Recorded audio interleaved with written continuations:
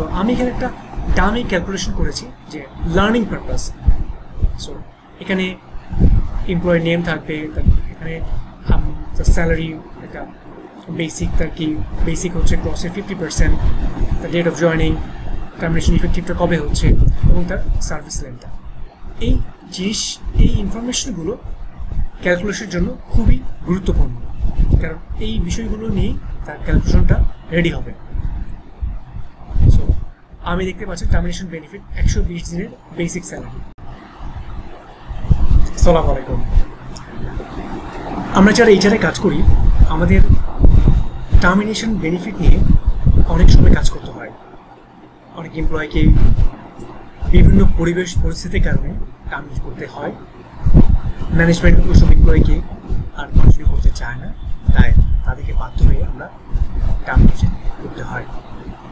আমরা যারা এইচআরে কাজ করি, আমি নিজেও এই টার্মিনেশন বেনিফিট নিয়ে টার্মিনেট করতে যেয়ে এবং টার্মিনেশন বেনিফিট নিয়ে কাজ করার সময় অনেক ধরনের দ্বিধা কাজ করেছে এবং অনেক কনফিউশন কাজ করেছে। তো আমি সেই নিজেকে যখন এক্সপিরিয়েন্স করেছি এবং সেই জিনিসটাকে যখন আমি নিজে ইমপ্লিমেন্ট করেছি, তখন মনে হলো যে আমি এই বিষয় নিয়ে একটা আমার এইচআর কমিউনিটি যারা আছে তাদের সাথে আমি আমার এই নলেজটা শেয়ার করি, সো দ্যাট তারা যখন এইসব পরিস্থিতি ফেস করবেন ফিউচারে, তারা যেন এখান থেকে একটু হলেও তাদের নলেজটা নিয়ে তাদের মতো করে এটা ইমপ্লিমেন্ট করবেন তাদের প্রতিষ্ঠানের জন্য। সো আমি চলে যাচ্ছি পুরোটাই ভিডিওতে। সো ভিডিওর উদ্দেশ্য হচ্ছে যে টার্মিনেশন বেনিফিট নিয়ে আমাদের এইচআর প্রফেশনালদের মধ্যে নানা মত এবং নানা কনফিউশন বিরাজমান। আমি নিজেও এইটা কমিউনিকেট যখন করেছি, ডিসকাশন করেছি, তাদের কাছে অনেকের কাছ থেকে অনেক কনফিউশন পেয়েছি।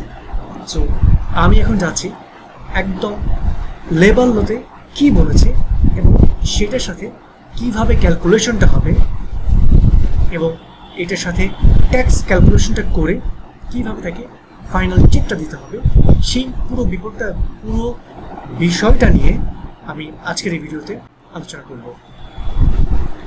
সো আমরা দেখতে পাচ্ছি টার্মিনেশন বেনিফিট নিয়ে কথা বলা হয়েছে আমাদের বাংলাদেশ লেবার ল 2006-এর চ্যাপ্টার 2-তে,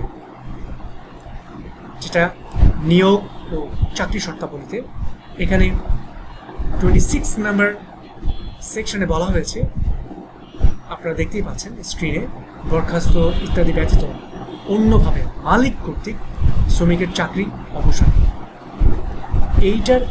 এই সেকশনের আন্ডারে মালিক যদি কাউকে চায়, এই সেকশনের আন্ডারে তাকে টার্মিনেট করতে পারে এই বেনিফিটগুলো ফলো করে। এখানে দেখতে পাচ্ছি, আপনারা ডিটেলসে জানতে পারছেন। তো আমি জাস্ট এটাকে সামারি করে আপনাদের জন্য সাথে আমি শেয়ারটা করছি। সামারিটা হচ্ছে, কোনো যদি পার্মানেন্ট এমপ্লয় হয়ে থাকে তাহলে তাকে 120 দিনের বেসিকের যে রেটটা হয় সেটা মালিক দিয়ে দেবেন। আর যদি পার্মানেন্ট এমপ্লয় না হয়ে থাকে সেক্ষেত্রে 60 দিনের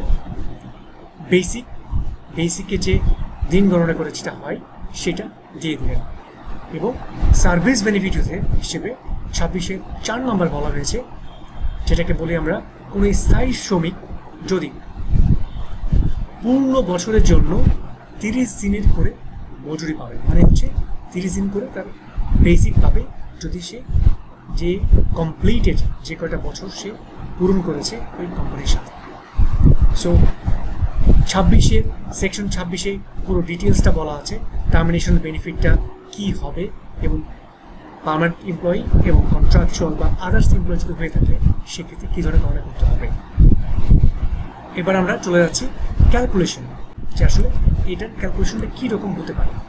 সো আমি এখানে একটা ডামি ক্যালকুলেশন করেছি যে লার্নিং পারপাস।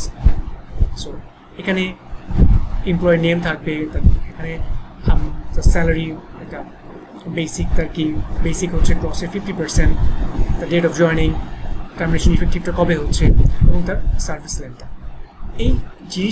এই ইনফরমেশনগুলো ক্যালকুলেশনের জন্য খুবই গুরুত্বপূর্ণ, কারণ এই বিষয়গুলো নিয়ে তার ক্যালকুলেশনটা রেডি হবে। আমি দেখতে পাচ্ছি টার্মিনেশন বেনিফিট 120 দিনের বেসিক স্যালারি, তার যেটা হচ্ছে তার বেসিকটা ধরে যে কয়দিন হচ্ছে সেটা এখানে আসতেছে। সার্ভিস বেনিফিট যেহেতু সে 7 বছর কমপ্লিট করেছে, 7 বছরে 30 দিন বেসিক হিসেব করে 7টা দিন 7 বছরের জন্য সে কি পেমেন্টটা করছে।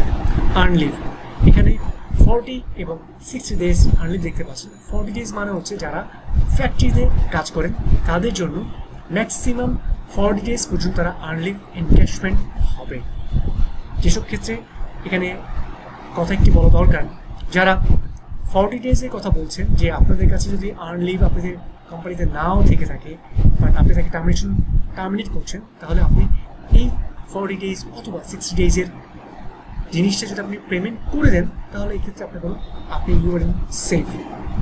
আর যদি আপনাদের কাছে এনক্যাশমেন্ট করে থাকেন তাহলে তো আর প্রশ্নই আসে না, তাহলে তো আর আপনারা যেটা এনক্যাশমেন্ট করছেন তাহলে সেই কয়দিন হিসেব করে তার যে কয়দিন আপনাদের প্রাপ্য থাকে সে কয়দিন আপনারা তাকে আর্ন লিভের এনক্যাশমেন্ট করে দেবেন। আর অনেকের ক্ষেত্রে আর্ন লিভ টাকা ইউজ করে না, তারা আর্ন লিভ নিতে পারে না, এনক্যাশমেন্টও করে না, সেক্ষেত্রে তাদের ক্ষেত্রে ম্যাক্সিমাম ফ্যাক্টরি ওয়ার্কারদের জন্য বা ফ্যাক্টরি ম্যানেজমেন্টের জন্য 40 ডেজ, আর যদি হেড অফিস এমপ্লয়ি হয়ে থাকে তাহলে ম্যাক্সিমাম 60 ডেজ তারা এনক্যাশমেন্ট কোম্পানি করে দেবে অ্যাজ পার ল। আর আর্ন লিভের ক্ষেত্রে গ্রস স্যালারিটাকে হিসাব করা হয়ে থাকে। সো গ্রস স্যালারিটাকে ভাগ করতে হবে, আপনি গ্রস স্যালারি ডিভাইডেড বাই 30 ধরুন, তাহলে পার ডে হিসাব করে চলে আসলো, সেটাকে আপনি 40 অথবা 60 ডে গুণ করলে যেটা আসবে সেটা। পিএফ যদি কোম্পানিতে থেকে থাকে তাহলে পিএফ এর পুরো অ্যামাউন্টটা পাবে এখানে। গ্র্যাচুইটি যদি থেকে থাকে পুরো গ্র্যাচুইটি অ্যামাউন্টটা এখানে পেয়ে থাকে, টোটাল পেয়েবল। এবং এখানে টিডিএস এর একটা পার্ট আছে, কারণ কোম্পানি যদি সেই সব এমপ্লয়ের টিডিএস কেটে থাকে, যেহেতু বুঝতেই পারছেন তার স্যালারি হচ্ছে 1,20,000, তা ডেফিনেটলি টিডিএস আছে। এবং কোম্পানি তাকে তার যে কদিন পর্যন্ত যে কোম্পানিতে কাজ করেছে সেই কদিন পর্যন্ত কোম্পানি তার টিডিএসটা ডিডাক্ট করেছে। যখন ফাইনাল সেটেলমেন্ট একটা তার আর্নিংসটা যোগ হচ্ছে তখন তার পুরো যে ইনকাম ইয়ার যেটা হচ্ছে, আমি যে সময় ভিডিওটা করছি সময়টা হচ্ছে 24 and 25 ইনকাম ইয়ারের কথা বলছি, সেই সময় এটা ইনকাম ইয়ারটা এভাবে রেখেছি। সো এখানকার সময় যেটা অ্যাপ্লিকেবল সেটাই আমি এখানে বলছি। সেখানটা হচ্ছে দেখা যাচ্ছে তার টোটাল এসেছে 1,50,000 তার টিডিএস, তার ইনকাম ইয়ারের টিডিএস। এর মধ্যে অলরেডি কোম্পানি তার কাছ থেকে টিডিএস কেটেছে, তার স্যালারি পারপাস কেটেছে 50,000, তাহলে বাকি থাকলে 1 লাখ টাকা।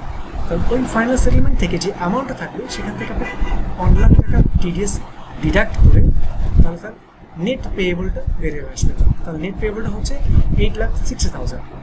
এখানে একটি কথা উল্লেখ্য, টিডিএসে যে পরিমাণটা টাকা কেটেছেন ঠিক সেইটার আপনি আবার তাকে চালানটা তার আর কি যখন সময় হবে তখন তাকে চালানটা দিয়ে দেবেন। সো এই ছিল টার্মিনেশন বেনিফিটের total calculation and everything. So আপনাদের কাছে যদি ভিডিওটি ভালো লেগে থাকে তাহলে প্লিজ লাইক দিতে ভুলবেন না, কারণ আপনাদের এই লাইকসটা আমাকে আরও বেশি কাজ করার জন্য অনুপ্রাণিত করবে। সবাইকে অনেক ধন্যবাদ। আসসালামু আলাইকুম।